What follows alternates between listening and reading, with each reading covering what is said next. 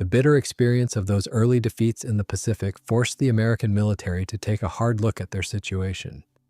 They realized that if things went south, the continental United States itself might become the final line of defense. With forward air bases falling into enemy hands, U.S. air power simply didn't have the reach to strike enemy territory. The only viable solution was to develop a brand new strategic bomber capable of covering massive distances. That is exactly how the requirements were drawn up for what would eventually become a six-engine behemoth, the B-36. As development wrapped up on this aircraft, which was designed for a massive 5,600-mile range, a major problem emerged. The heavy bomber just didn't fit into the conventional air combat doctrine. There simply wasn't an escort fighter in existence that could protect it for the entire mission. Designing a conventional fighter with that kind of range was incredibly difficult from a technical standpoint. It would end up way too heavy and wouldn't be able to effectively fight off agile enemy interceptors. On top of that, after sitting in a cramped cockpit for 6 to 8 hours straight, a fighter pilot would be so exhausted they'd become an easy target for fresh enemy pilots. Weighing all these factors, Air Force officials came to one conclusion. The problem of escorting the B-36 could only be solved with a completely unconventional approach. In December 1942, the U.S. military announced a special competition designated Project MX-472. This was aimed at developing an escort for heavy, ultra-long-range bombers. Over the next 2 years, the review board evaluated a massive number of proposals. This included some highly exotic concepts like a remote-controlled jet interceptor designed strictly for ramming enemy aircraft. However, by the fall of 1944, experts had settled on the best solution given the technology of the time. They decided to develop a parasite fighter. The idea was that this tiny airplane would be carried entirely inside the giant bomber's bomb bay. It would then be launched and recovered in mid-air using a special trapeze mechanism. The only company that came to the table with a seriously detailed and fleshed-out design for this kind of aircraft was a very young firm called McDonnell. They were affectionately known in aviation circles simply as Mac. Despite a mountain of challenges ranging from incredibly difficult to practically impossible, the company's engineers pulled off an absolute miracle. They were led by the brilliant designer Herman Barclay, who had previously worked at Curtiss. In record time, they put together several preliminary designs that fully met the military's strict requirements. They pitched a few different docking configurations, but in early 1945, the Air Force brass selected the design that called for stowing the fighter entirely inside the bomber. The dimensions of this new fighter were strictly limited by the size of the mothership's bomb bay. This bay was 16 feet long and almost 10 feet wide. Because of that, the escort fighter had to be extremely compact, and its overall length was just about 15 feet. According to the requirements, the bomber had to launch or recover this fighter in just a minute and a half. This all had to be done while flying at high altitudes, ranging from 32,000 to 39,000 feet. But despite its tiny size, this little fighter still had to pack a serious punch. It came armed with 4 50 caliber machine guns. The fuselage of this all-metal aircraft was constructed from high-strength aluminum alloys. It was 14 feet 2 inches long, 4 feet 2 inches wide, and 6.5 feet tall. All vital equipment, armament, and fuel tanks had to be tightly packaged directly inside the fuselage. This was because the wings were incredibly thin and featured a highly complex design. They folded upward at the roots just so the aircraft could squeeze into the tight bomb bay of the mothership. The wings themselves were swept back at 37 degrees along the leading edge. They also featured a slight anhedral. The Westinghouse J-34WE-22 turbojet was mounted far forward in the nose. It produced a maximum of 3,000 pounds of thrust. This was done specifically to shift the center of gravity of the aircraft forward. This significantly improved handling and stability. A tailpipe measuring just over 4 feet routed exhaust from the engine back to the nozzle. To protect the airframe from the intense heat, engineers wrapped both the engine and the tailpipe in specialized fiberglass and aluminum foil insulation. Additionally, the engine was continuously cooled by ram air entering from the intake. Once airspeed exceeded 135 knots, the incoming airflow would cause the compressor of the engine to windmill. Thanks to this characteristic, there was no need for a starter motor during an air start. To ensure the ignition system fired reliably, the aircraft was equipped with a high-capacity onboard battery. Engineers explored several different methods for docking the Parasite fighter with its mothership in mid-air. The initial concept involved a long cable with a loop on the end. The pilot would hook onto it, and the aircraft would simply be winched up into the bomb bay. This idea was quickly abandoned, however. The cable was far too flexible. In the turbulent slipstream, the fighter could easily collide with the massive bomber. To prevent this, designers opted for a specialized, rigid trapeze instead. This complex mechanism firmly held the Parasite fighter at a safe distance from the fuselage of the bomber. This reduced the risk of a mid-air collision to near zero. On the fighter itself, engineers installed a retractable steel hook fitted with a spring-loaded guard. To detach from the bomber and drop into free flight, the pilot simply rotated the hook assembly. Then, an electric motor retracted the entire mechanism back into the fuselage. Interestingly, this system was not designed from scratch. It was based on a proven mechanism successfully used back in the 1930s on massive rigid airships. These were the USS Akron and USS Macon. When deployed, the hook was positioned right above the cockpit canopy. This gave the pilot a clear line of sight and precise control over the docking process. As for armament, the first prototypes only carried dummy weights inside the fuselage. These simulated 450 caliber Colt Browning M3 machine guns. They had an ammo capacity of 300 rounds per gun. The gun ports were temporarily faired over with blanking plates. The designers also made provisions for a gun camera to record combat footage. Eventually, the plan was to upgrade these machine guns to the harder-hitting 20mm Ford Pontiac M39 cannons. The weapons were charged automatically using a pneumatic system. This system was powered by bleed air from the compressor of the engine. The cockpit of this aircraft was incredibly cramped. It had a volume of just 26 cubic feet. That is extremely tight, even for an aircraft this small. Despite this, engineers still managed to squeeze in a heating system and fully pressurize the cabin. This was absolutely crucial. Early model B-36 bombers cruised at altitudes well over 40,000 feet. The pilot was also provided with a high-pressure oxygen system. They also had a small emergency bailout bottle for use during an ejection. For a safe escape, the aircraft was fitted with a T4E seat. This was one of the earliest ejection seat designs. It featured a 33-degree backrest tilt. Due to the severe lack of space, the seat could not be adjusted for height, so engineers made the rudder pedals and the gun sight adjustable instead.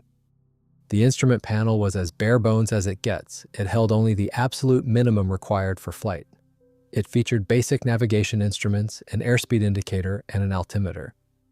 It also had a G-meter and gauges to monitor both engine performance and cabin pressure. One of the most interesting design choices involved the bailout sequence. To prevent the pilot from breaking their legs on the instrument panel during an ejection, the panel was jettisoned outward. It attached along with the upper section of the forward cockpit. On production aircraft, plans called for a full radio suite. The antenna was hidden inside the fiberglass skin of the upper vertical stabilizer. However, no radios were installed on the initial prototypes. They simply were not needed for early flight testing. To protect the aircraft from fire, all electrical wiring was routed through specialized fireproof sleeves and conduits. For external power, engineers installed ground power receptacles. They placed them directly on the skyhook attachment and on the lip of the air intake. The fuel system on the prototypes was fairly modest. It consisted of a single 115-gallon, self-sealing horseshoe tank. This tank essentially wrapped around the engine. This provided enough fuel for exactly 20 minutes of flight at full military power. It also gave an additional 32 minutes at cruise. All in all, this tiny fighter had a maximum endurance of just 1 hour and 17 minutes. For the production models, designers planned to add two 30-gallon wing tanks. They also planned an extra 25-gallon tank in the upper fuselage. To prevent the fuel from igniting due to a stray spark or battle damage, all tanks were pressurized with inert gas. Additionally, the aircraft was equipped with a carbon dioxide fire extinguishing system. The fighter's wings were heavily reinforced. They were designed to fold upward to save space inside the carrier aircraft's bomb bay. The folding mechanisms were located right at the wing roots. They operated via an electromechanical actuator. This utilized specialized locks to securely hold the wings in both their folded and deployed combat positions. Roll control on this aircraft was entirely manual with no hydraulic boost. Designers utilized conventional, aerodynamically balanced ailerons. These were complete with in-flight adjustable trim tabs. However, pitch control was handled in a very unusual way. The design featured an X-tail configuration with 4 distinct control surfaces. They operated on the exact same principle as a V-tail aircraft. Pulling back on the control stick deflected the surfaces together for pitch. Meanwhile, pushing the rudder pedals moved them differentially for yaw. To make this complex mechanical mixing work smoothly, a unique mechanism was installed in the tail section. These tail surfaces also featured their own in-flight adjustable trim tabs. This was absolutely critical. As fuel burned off during the flight, the aircraft's center of gravity shifted drastically. This required constant trim corrections from the pilot. Even before flight testing began, engineers spotted a major issue. There simply wasn't enough vertical stabilizer area. To fix this, they added 2 auxiliary fins to both prototypes. These were mounted on the top and bottom of the tail cone. This helped to improve directional stability. Tucked under the fuselage was a hydraulic speed brake. The pilot controlled it using a small slider on the throttle. Interestingly, if the airspeed exceeded the never exceed speed of 559 miles per hour, this brake deployed automatically. This saved the airframe from structural overstress. The leading edge slats were also automatic. They were driven by a reliable electromechanical actuator. They deployed whenever the airspeed dropped below 184 miles per hour. Even though the aircraft was never meant to land on a conventional runway, Air Force brass still requested a rudimentary landing gear setup. This was strictly a backup. It was designed to prevent hull loss in the event of an emergency belly landing. The design was as simple as it gets. It featured a steel leaf spring skid that extended far out to prevent a noseover. This was combined with 2 small outrigger skids right at the wingtips. A wooden mock-up of this unusual fighter officially received the designation XP-85 and later XF-85 Goblin. Along with its specialized deployment trapeze, it was first presented to the top brass on June 2, 1946. By June 8th, the military was so impressed that they ordered 2 flyable prototypes and 1 airframe dedicated entirely to static ground testing. Naturally, neither radar nor armament had been installed yet. Late that same year, the first prototype was assembled in record time at the McDonnell plant in Missouri. It was then shipped to California. There, it was slated for rigorous testing in a NACA wind tunnel. But then disaster struck. While being loaded onto a flatbed, the aircraft wasn't secured properly. It slipped off and smashed into the concrete from a drop of nearly 10 feet. The nose section, fuel tank, and engine took heavy damage. The busted Goblin had to be sent back to the factory for repairs. This forced the team to move forward using the second prototype. The development program for this parasite fighter gained so much traction. Convair was ordered to equip all of their new B-36 bombers with special trapeze mechanisms for the Goblin. What's more, 1/10 of these massive bombers were meant to be built as dedicated airborne aircraft carriers. Each was intended to haul 3 or even 4 of these parasite fighters. The initial production block of Goblins was supposed to consist of 100 airframes. There was even a concept to turn the F-85 into a reconnaissance platform. This idea later evolved into the FICON project, where a Republic F-84F reconnaissance jet would be carried partially inside the bomb bay of a GRB-36 mothership. In early 1948, the wind tunnel tests finally wrapped up. The data gave the engineers a wake-up call. It turned out the leading-edge slats were basically useless. Additionally, the deployed skyhook reduced directional stability by a whopping 75%. The reason? At high airspeeds, the open hook created massive drag. It acted almost like a solid wall to the airflow. The team had to iron out these flaws fast. They increased the slat deflection angle. They also locked the hook permanently in the extended position and covered up that problematic well with an aerodynamic fairing. Only after these mods were completed was the fighter cleared for flight testing. Waiting for it at the airbase was a heavily modified EB-29 mothership. It was famously dubbed with the menacing nickname Monstro. This aircraft had been in service for a while, although it never saw combat. By the time they decided to convert the bomber into a mothership for the miniature Goblin fighter, it had a very low amount of total airframe time, only 180 hours. The main design change was a significant enlargement of the aft bomb bay. Engineers also installed a custom folding trapeze developed by McDonnell. This mechanism was cleverly designed. Besides the main suspension loop, it featured a stabilizing yoke. When the trapeze was lowered, this yoke securely gripped the nose section of the Goblin so the fighter would not swing around in the slipstream. When fully extended, this massive structure lowered about 10.5 feet. Inside the bomb bay itself, they installed a pressurized cabin for the trapeze operator. Right next to him was a pressurized compartment. This was a designated spot where the fighter pilot could stand by for the signal to board his aircraft. During the delicate process of mid-air release and recovery, the trapeze operator stayed in constant radio contact with the Goblin pilot. To capture every moment of the launch and recovery on film, they mounted several still and motion picture cameras on the underside of the mothership's wings. To make the mothership, which earned the nickname Monstro, as visible as possible in the air, they painted its tail section bright yellow. They also added wide, contrasting black and yellow stripes to both the top and bottom of the wings. Since the fighter hung semi-recessed beneath the aft fuselage, there was a risk it might strike the runway during takeoff. To avoid a tail strike, Monstro's tail bumper had to be noticeably lengthened. Still, the modified bomber did not have quite enough ground clearance. Because of that, loading the Goblin was done in a pretty unusual way, using a trench that looked just like a mechanic's pit at an auto shop. First, they rolled the tiny fighter into this pit on a special dolly.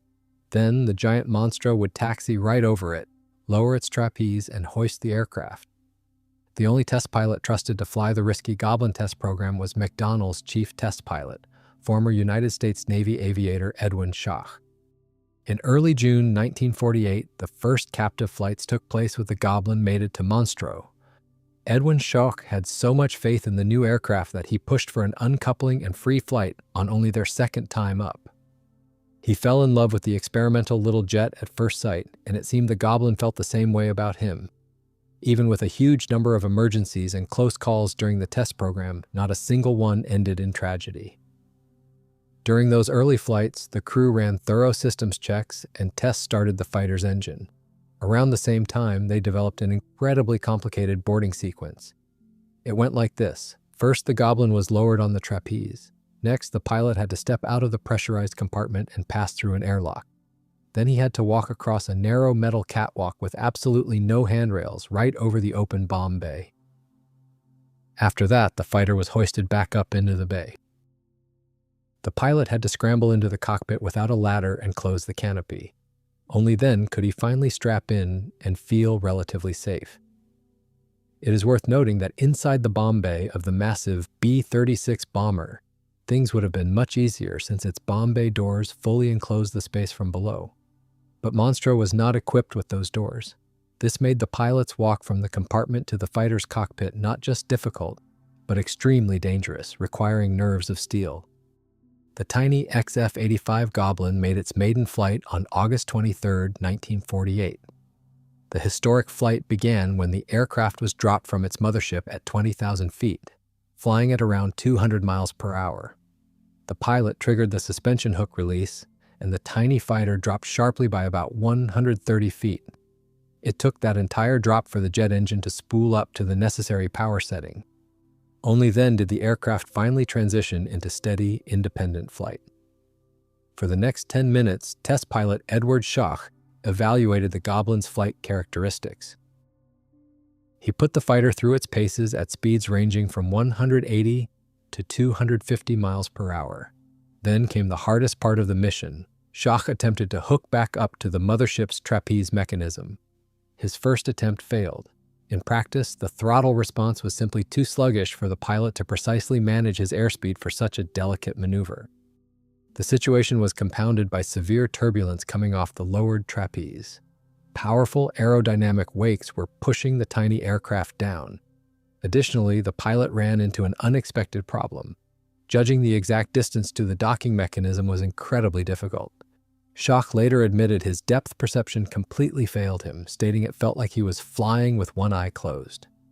using the high-contrast stripes painted on the wings and tail of the mothership, nicknamed Monstro, as visual reference points did not help either. Disaster struck during the second docking attempt. Misjudging the closure rate, the Goblin slammed hard into the metal trapeze, completely shattering the plexiglass canopy. Schoch's flight helmet and oxygen mask were ripped off during the impact, leaving him in a critical situation. Running on empty tanks, he was forced to make an emergency deadstick landing on the desert dry lake bed. He used the aircraft's steel belly skid instead of conventional landing gear. The aircraft slid across the dirt for about 1,300 feet.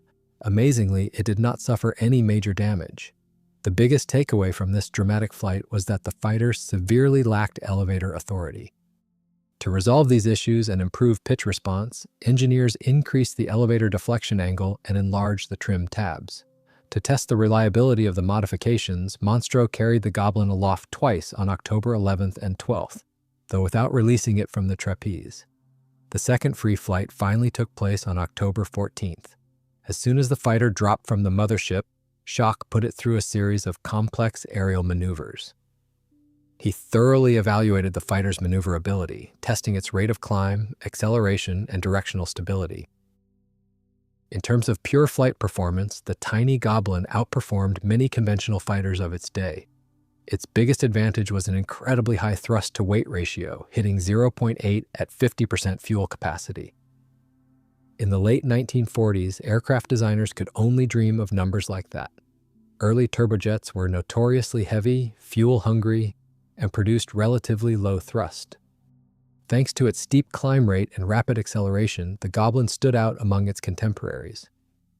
However, its temperamental nature soon became apparent, truly living up to its mythical name. The aircraft proved so unforgiving and unpredictable that only highly experienced test pilots could safely handle it. For an average fighter pilot, the Goblin was simply out of their league. Plus, the engineering tweaks did not solve every problem. Even after adding upper and lower vertical stabilizers to the rear fuselage, directional stability was still pretty weak. The reason was that both of these fins were blanketed by the turbulent wake of the aircraft's own bulky fuselage. Because of this, during a dive, the fighter was prone to a dangerous oscillating motion. This phenomenon is known in aviation as Dutch roll. As the second test flight was wrapping up, Edward Schoch actually managed to successfully hook his aircraft onto the carrier trapeze on his very first try. However, the pilot himself admitted that the whole process felt like a deadly game of Russian roulette. He added that pulling off the docking was purely a matter of incredible blind luck. The next day, testing continued with 2 more flights. In both cases, the Goblin successfully hooked back up with Monstro. But in his official report, Edward Schoch pointed out a major problem.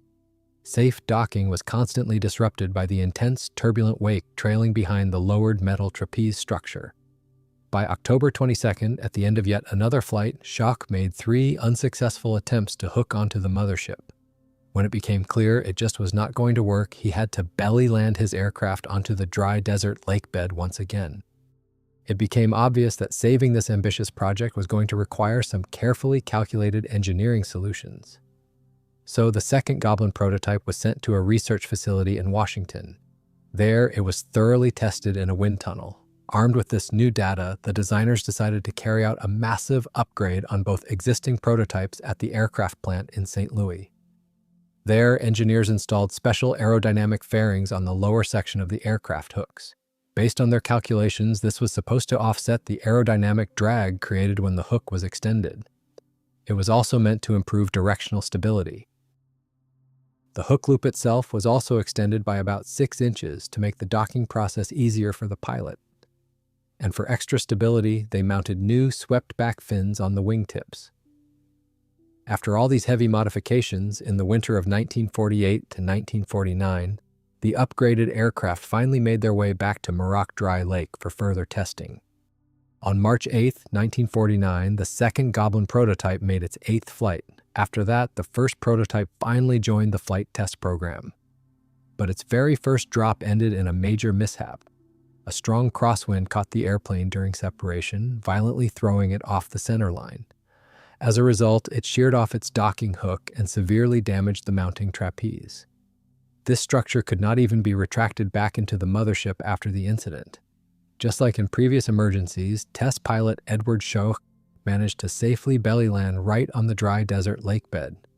Despite the accident, his personal assessment of flying the upgraded fighter was still highly positive. It took about a month to repair the damaged trapeze mechanism. On April 8th, the Goblin made its final flight. By this point, the Air Force interest in the program had rapidly cooled off. Knowing this, Edward Schoch tried to push the flight envelope to its absolute limits to prove the project still had potential. However, the mid-air docking attempt failed yet again. The pilot was once more forced to set his tiny fighter down on the desert floor. Ultimately, in May 1949, the XF-85 development program was officially canceled. Company representatives and the test pilot himself desperately tried to convince the top brass. They argued that throughout the testing, this parasite fighter actually suffered from far fewer technical flaws than most other experimental combat aircraft of the era. But nobody listened. The actual problem wasn't the aircraft itself. All the trouble stemmed from the massive docking trapeze. It had absolutely terrible aerodynamics. It created a powerful, turbulent wake right behind the mothership. This violently tossed the tiny, lightweight fighter from side to side. To fix this, McDonnell engineers quickly developed a new design for the military. It featured a retractable telescopic boom. This boom was designed to safely snag the Goblin's hook about 65 feet below the carrier aircraft. Down at that distance, wake turbulence was no longer an issue. Once successfully hooked, the mechanism would smoothly reel the fighter back up to the mothership. The designers also pitched new, upgraded versions of the Goblin. These included a swept-wing variant capable of hitting Mach 0.9 and a transonic delta-wing model. But all of these brilliant ideas never made it off the drawing board. History has seen other attempts to build parasite fighters. But unlike the ambitious McDonnell's project, those were generally viewed from the very start as doomed to fail. The final nail in the coffin was the introduction of aerial refueling. The need for bomber-carried fighters simply vanished. In total, over $3.2 million was spent on the Goblin program. Ultimately, even the harshest critics had to admit that McDonnell handled this incredibly complex challenge better than anyone else could have. The weak link was not the airplane itself, it was the sheer aerodynamic nightmare of launching and docking in mid-air. Interestingly enough, unlike most experimental prototypes of that era, both Goblins ever built actually survived. Most likely, they were saved by their unique and somewhat comical appearance. As early as 1950, both aircraft were acquired for aviation museums. The first prototype went to a traveling private museum. It was eventually transferred to the National Museum of the United States Air Force in Dayton, Ohio. The second aircraft became a centerpiece exhibit at the Strategic Air Command Museum at Offutt Air Force Base in Nebraska.